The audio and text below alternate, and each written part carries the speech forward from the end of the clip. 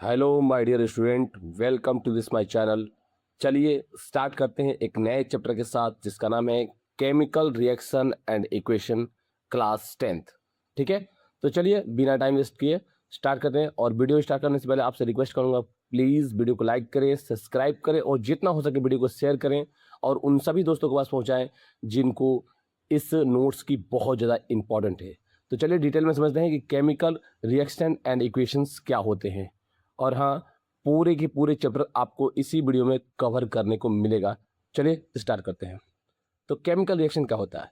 It is a process in which one or more substance from new substance it can not be receive by physical method.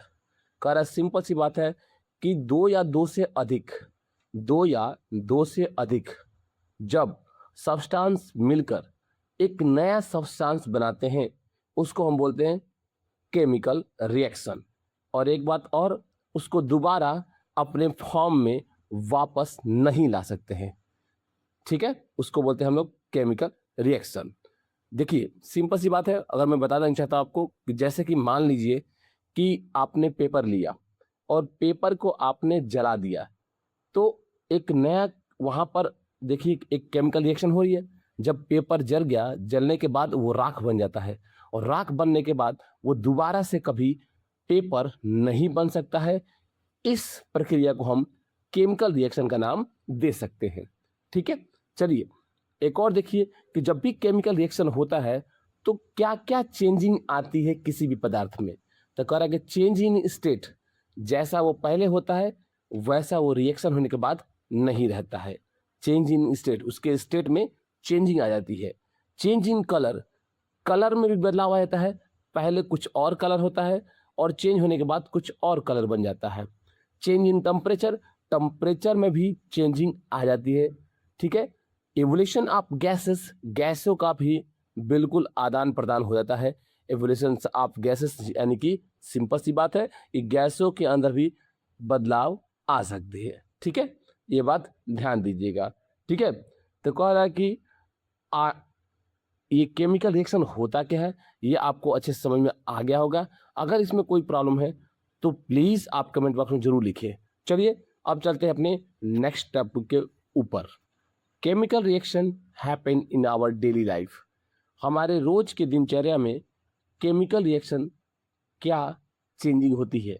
अगर कुछ example पेश करना चाहूँ तो देख सकते हैं आप, डाइजेशन ऑफ फूड, भोजन का पचना, ये भी एक केमिकल रिएक्शन कहलाता है। रिस्पिरेशन, श्वसन, श्वसन का लेना, सांस का लेना और छोड़ना, ये भी एक केमिकल रिएक्शन कहलाता है। रस्टिंग ऑफ आयरन, आपने देखा होगा लोहे पर जंग लग जाना, ये भी एक केमिकल रिएक्शन के अंतर्गत में आता है। और सबसे इंपॉर्टेंट आपने हमेशा देखा होगा, फॉर्मेशन ऑफ कर्ड, दही का बनना, दूध से दही बन जाना, ये बहुत ही बेहतरीन एग्जाम्पल है आपका केमिकल रिएक्शन का। ठीक है, आई होप आपको मेरी बातें समझ में आ गई होंगी। चलिए अब चलते हैं अपने नेक्स्ट पेज के ऊपर। चलिए जरा समझते हैं कि रिएक्टेंट्स और प्रोडक्ट क्या होता है। Who take a part in chemical reaction is called the reactant and the substance which are formed in chemical reaction is a product. क्या कह रहा है, देखिए कह रहा है कि magnesium ribbon burn in air oxygen versus magnesium oxide. जैसे मान लीजिए एक एग्जांपल देता हूं आपको, जैसे मान लीजिए कि H2O, ये बना किसे है, H2 प्लस O से मिलकर क्या बन गया है, H2O बन गया है। तो H2 प्लस O ये क्या कहलाएगा, लेफ्ट साइड वाला ये कहलाएगा आपका रिएक्टेंट। और जो नया बन के आया है ना वाटर H2O, वो कहलाएगा प्रोडक्ट। आई होप आप समझ गए होंगे कि रिएक्टेंट और प्रोडक्ट क्या होते हैं। बनने से पहले जब दो केमिकल आपस में मिल रहे हैं उसे बोलेंगे रिएक्टेंट, और जो बनने के बाद एक नया जो बन रहा है उसे बोलेंगे प्रोडक्ट। सिंपल सी बात है। ठीक है, चलिए अब चलते हैं अपने नेक्स्ट टॉपिक के ऊपर। देखिए जरा केमिकल इक्वेशंस में अगर आगे बात करते हैं तो देखते हैं कि A chemical reaction can be represented by the chemical equation। Chemical reaction को हम रिप्रेजेंट करते हैं केमिकल इक्वेशन के द्वारा। जैसे कि इट इन्वॉल्व, उसमें क्या क्या यूज होता है, हम केमिकल इक्वेशन बनाने के लिए हमें सिंबल चाहिए, प्रोडक्ट का नाम चाहिए और फिजिकल स्टेट चाहिए।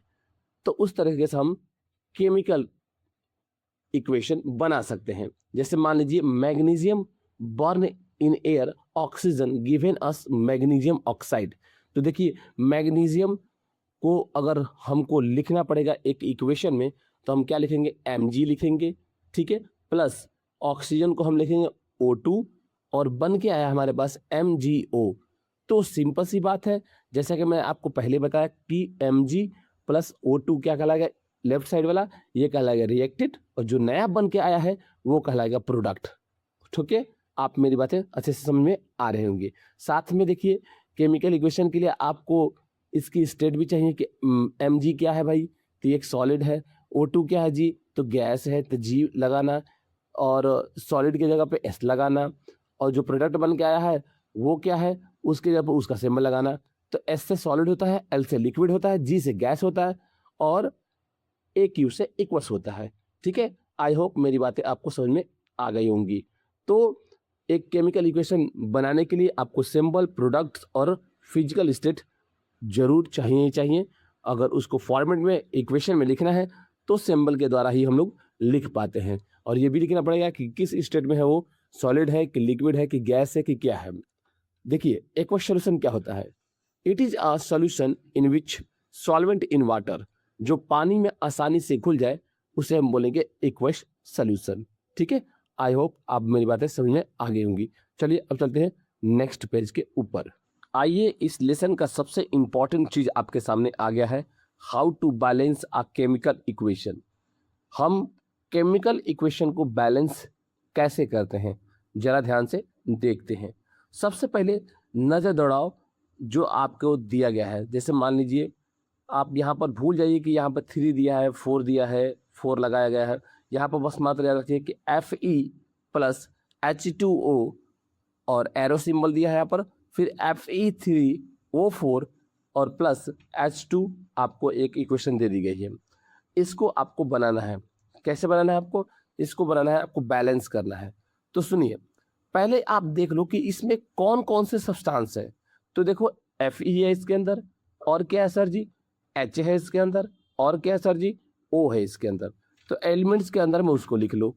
ठीक है, लेफ्ट साइड में देखो कितने कितने उसके अंदर एटम्स हैं। तो Fe के अंदर लेफ्ट साइड में देख रहे हैं लोग क्या है, 1 है। ठीक है, H2 कितना है सर जी, 2 है, और O कितना है, वो 1 है। ठीक है, अब देखो राइट साइड में प्रोडक्ट में, तो Fe प्रोडक्ट में कितना है, 3 है, O कितना है जी, 4 है।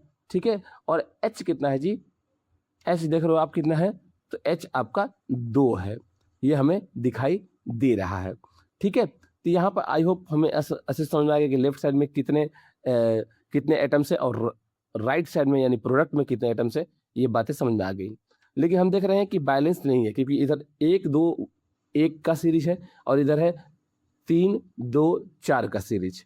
तो चलिए इसको बैलेंस करते हैं। सबसे पहले तो ये देखो कि Fe लेफ्ट साइड में कितना दिया जी, तो इसमें दिया है आपका 1, और राइट साइड में दिया है 3। तो लेफ्ट साइड को 3 बनाना पड़ेगा। तो लेफ्ट साइड में 3 बनाने के लिए हम क्या करेंगे, 3 से मल्टीप्लाई कर देंगे। 1 × 3 क्या हो गया, 3। ठीक है, तो अब Fe देख रहे हैं कि दोनों तरफ क्या हो गया, इक्वल हो गया। ठीक है, अब चलते हैं समझते हैं H के बारे में। तो देखिए H देख रहे हैं लेफ्ट साइड में, तो कितना है, 2 है जी, और राइट साइड में क्या देख रहे हैं, तो वो भी 2 है। तो चलो ये तो बैलेंस हो गया, छोड़ो इसको, आगे बढ़ते हैं। अब देखते हैं, पहले जो मैं बात बोल रहा हूँ उसको पहले ध्यान सुनिएगा। ठीक है, H क्या है, दोनों तरफ 2 2 है, बराबर है, मान के चलिए। ठीक है, O देखिए, O क्या है जी, लेफ्ट साइड में 1 है, और राइट साइड में कितना है, 4 है। अब यहाँ गड़बड़ हो गया, क्योंकि Fe तो बराबर हो गया, H भी बराबर हो गया, लेकिन O क्या हो गया, गड़बड़ हो गया। O देख रहे हैं लेफ्ट साइड में कितना दिया है, आपका 1 दिया है, और राइट साइड में 4 दिया है। तो राइट साइड लेफ्ट साइड को भी 4 बनाना पड़ेगा।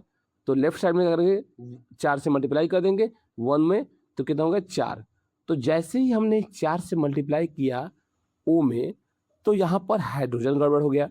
तो अब हाइड्रोजन क्या हो गया, इधर लेफ्ट साइड में हो गया 8, और राइट साइड में कितना हो गया भाई, 2 हो गया।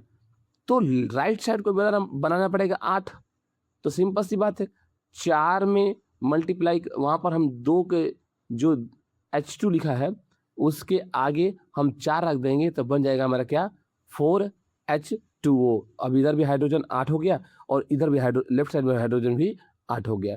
डेफिनेटली है, आपको मेरी बातें समझ में आ गई होंगी। कुछ इसी तरह से केमिकल बैलेंस होता है, आप बार बार करेंगे तो आपको ऑटोमेटिक समझ में आ जाएगा। अगर सिंपल में अगर इसको सही ढंग से लिखा जाए तो कैसे लिखेंगे 3Fe सॉलिड है प्लस 4H2O लिक्विड है, बन के आता है Fe3O4 सॉलिड है प्लस 4H2 एक गैस है, ऐसे लिख सकते हैं। ठीक है, उस तरह से एक और एग्जाम्पल दिया हूँ 2 जैसे Mg प्लस O2 MgO बनता है, दोनों तरफ बैलेंस कर देंगे, 2 रख देंगे इधर और 2 रख देंगे उधर। ऑक्सीजन तो 2 इधर है, उधर ऑक्सीजन राइट साइड में 1 है, तो बना देंगे इसको भी 2Mg, यानी कि O लेफ्ट साइड में भी हो गया और O राइट साइड में भी हो गया। इस तरह से पूरे केमिकल इक्वेशन बैलेंस हो गया। अगर आपको समझ नहीं आया होगा तो वीडियो को एक बार पीछे करिएगा और एक बार और देखिएगा, इसको बहुत इंपॉर्टेंट है। ठीक है, 10 बार 15 बार करेंगे ऑटोमेटिक आपको समझ में आ जाएगा। अगर समझ में आया तो बोलिएगा आप, डेफिनेटली मैं इस पर एक स्पेशल वीडियो बना दूंगा। चलिए अब चलते हैं अपने नेक्स्ट टॉपिक के ऊपर। अब एक क्वेश्चन आता है मन में कि why do we need to balance a chemical equation, क्यों जरूरी होता है केमिकल इक्वेशन को बैलेंस करना।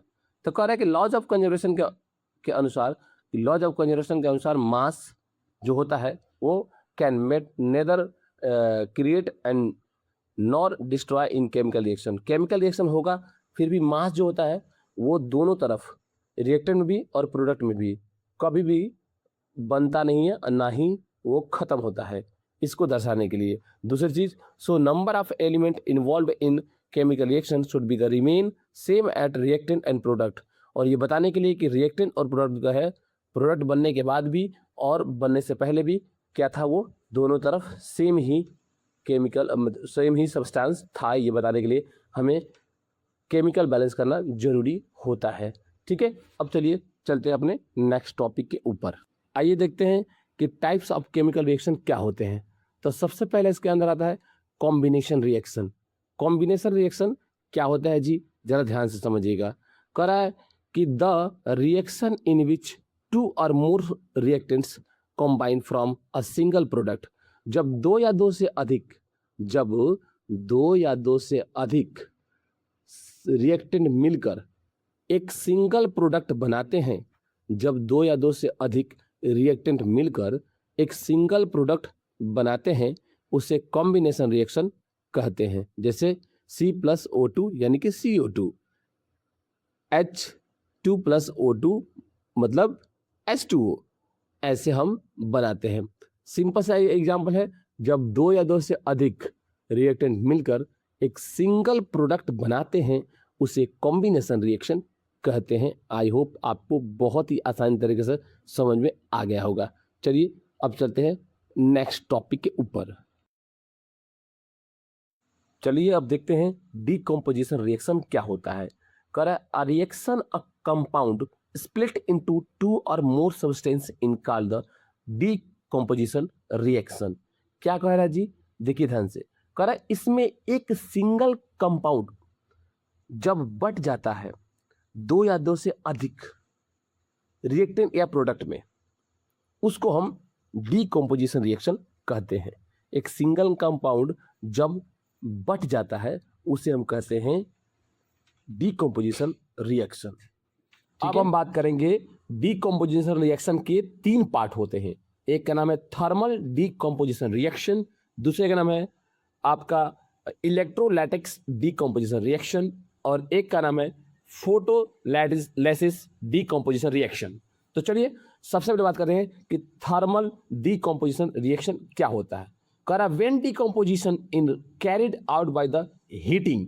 कह रहा कि ध्यान दीजिएगा, ऐसा डीकम्पोजिशन रिएक्शन जिसको हम हीट के द्वारा अलग अलग करते हैं उसे बोलेंगे थर्मल डीकम्पोजिशन रिएक्शन। जैसे CaCO3, ठीक है, ले लीजिए कैल्शियम कार्बोनेट और उसको आप अलग कर दिए, कैल्शियम को अलग और कार्बन डाइऑक्साइड को अलग।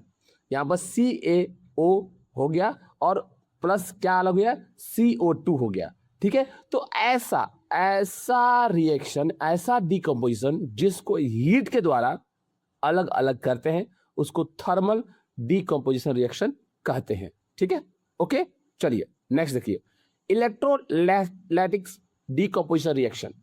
When a decomposition is carried out by the passing of electricity, जब, ध्यान दीजिएगा, ये डिकम्पोजिशन इलेक्ट्रिसिटी पास करने से होता है, जब इसके अंदर इलेक्ट्रिसिटी पास करता है तब ये डिकम्पोजिशन रिएक्शन हो पाता है। ठीक है, याद रखिएगा बात।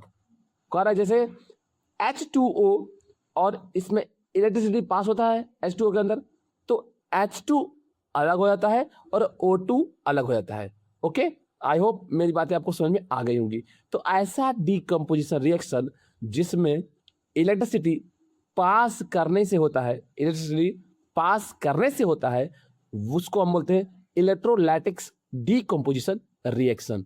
चलिए अब चलते हैं अपने बात करते हैं फोटोलाइसिस डिकम्पोजिशन रिएक्शन क्या होता है।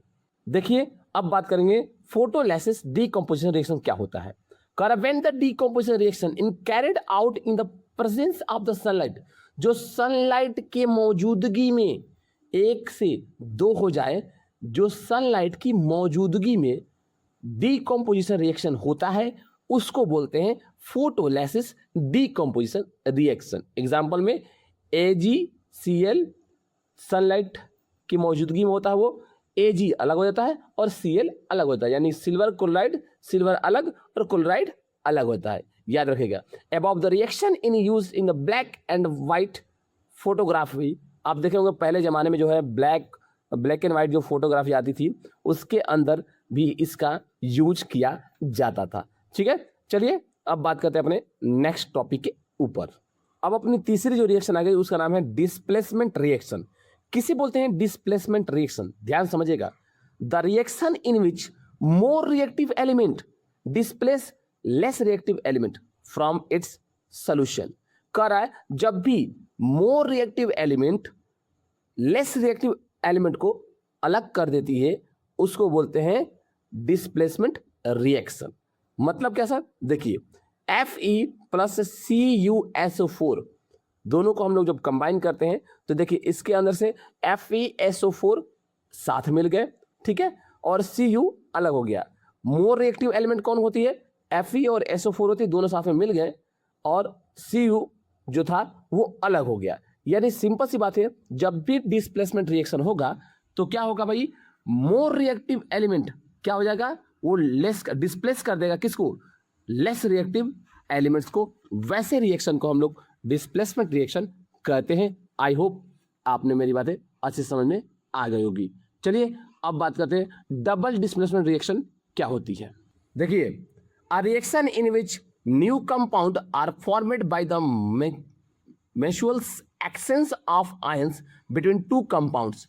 कह रहा है कि ध्यान दीजिएगा, ऐसा रिएक्शन जिसमें आयंस के एक्सचेंज होने से न्यू कंपाउंड बनते हैं, वैसे रिएक्शन को हम बोलते हैं, क्या बोलते हैं? डबल डिस्प्लेसमेंट रिएक्शन बोलते हैं।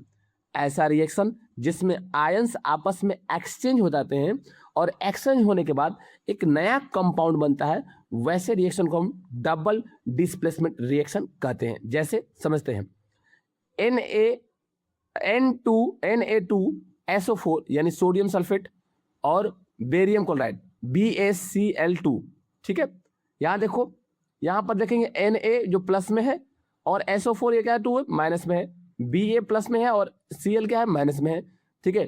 अब देखिए रिएक्शन होने के बाद BaSO4 हो गया, यानी BaSO4 हो गया, ठीक है, और क्या बन गया?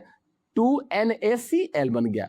यानी देखो अब जरा ध्यान से देखना इसमें, देखो ध्यान से, मैं जो बात बोला हूँ उसको ध्यान समझना।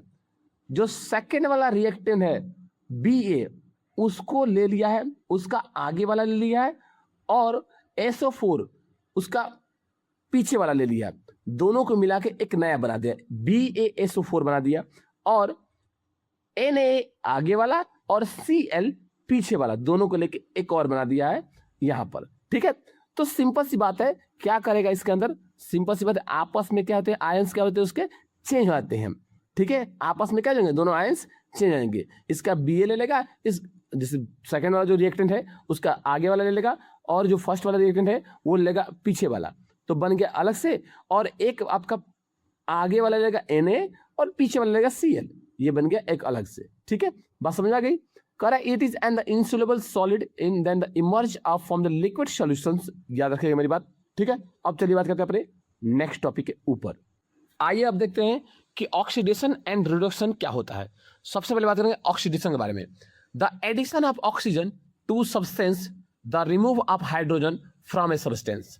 करा जब ऑक्सीजन को ऐड किया जाता है, जब कोई रिएक्शन हो उसमें ऑक्सीजन जुड़ जाए और हाइड्रोजन निकल जाए, उसको ऑक्सीडेशन बोलते हैं। और जब हाइड्रोजन जुड़ जाता है और ऑक्सीजन निकल जाता है, उसको रिडक्शन बोलते हैं। एकदम बहुत ही सिंपल साधारण सी बात है। जैसे देखो, कॉपर में Cu में हमने क्या किया, H2O ऑक्सीजन को मिलाया, ऐड किया। ठीक है, तो क्या अगर CuO बन गया, यानी कि कॉपर ऑक्साइड बन गया। और क्या इसके अंदर से रिड्यूस हो गया, ध्यान दीजिएगा, रिमूव हो गया आपका ऑक्सीजन, सॉरी हाइड्रोजन। ठीक है, अब देखिए CuO प्लस H2O को हमने मिलाया, तो क्या हो गया, Cu प्लस H2O बन गया, यानी कि इसके अंदर से रिमूव क्या हो गया भाई, रिमूव हो गया आपका ऑक्सीजन। ठीक है, तो ये दोनों एग्जाम्पल ध्यान दीजिएगा, बहुत ही ईजी है। जब ऑक्सीजन ऐड होता है, हाइड्रोजन निकलता है, ऑक्सीडेशन। जब हाइड्रोजन जुड़ता है और ऑक्सीजन निकलता है, उसको बोलते हैं रिडक्शन। सिंपल सी बात है। चलिए अब चलते हैं अपने नेक्स्ट टॉपिक के ऊपर। करा कि देखिए effect of oxidation in daily life. Daily life में क्या क्या ऐसे ऑक्सीडेशन का यूज होता है, क्या इफेक्ट होता है। तो आपने देखा होगा कोरोजन। कोरोजन क्या होता है जी, जंग लग जाना। आपने अक्सर देखा होगा, when a metal is compound for the substance such the moisturizer air water acid in it is the some of time in layer oxide are formed by the weakness in the metal and hence the metal is said to be the cored. देखिए आपने कई सारे ऐसे metal देखा जो क्या हो जाता है भाई, वो उसमें जंग लग जाता है। जंग लगाने के बाद क्या होता है, वो मेटल धीरे धीरे क्या होता है, खराब हो जाता है। जैसे कि आपने आयरन को देखा होगा, उस पर जंग लग जाता है, उसको कोरोजन बोलते हैं। Black coating of silver, silver के ऊपर काले रंग का परत चढ़ जाती है, वो भी कोरोजन हो गया। ठीक है, green coating on the copper, copper के ऊपर जो ग्रीन कोटिंग चढ़ जाती है, उसको भी हम लोग कोरोजन ही बोलते हैं। ठीक है, अब देखो रेसिडेंसी क्या होती है। देखो, the oxygen and the fat for and oils when the export for are the air in as resident it lead and to the best bad smell and the bad taste for the food।